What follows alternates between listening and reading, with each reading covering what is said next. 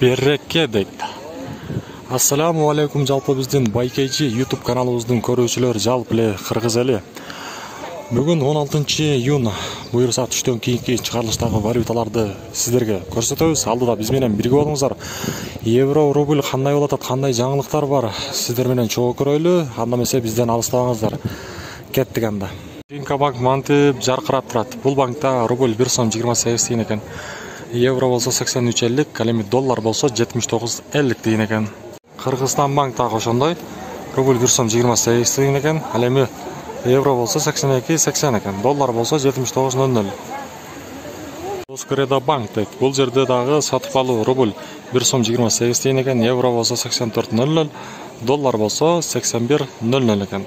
Туугандар, бул болсо Азия банк. Бул жерде сатып алуу боюнча айтсак, доллар 78.50, ал эми евро болсо 83.00, рубль болсо 1 сом 28 тиен экен.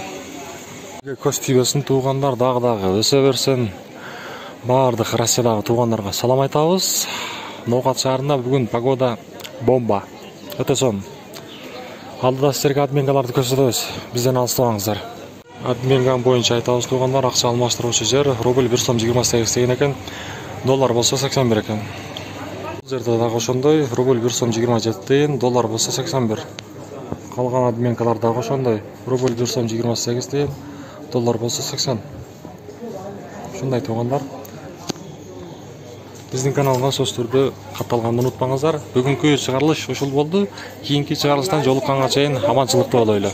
Шун банк боюнча айтабыз туугандар, бул жерде дагы рубль 1 сом 28 тиен экен, евро болсо 84, ал эми доллар болсо 79.50 тиен экен.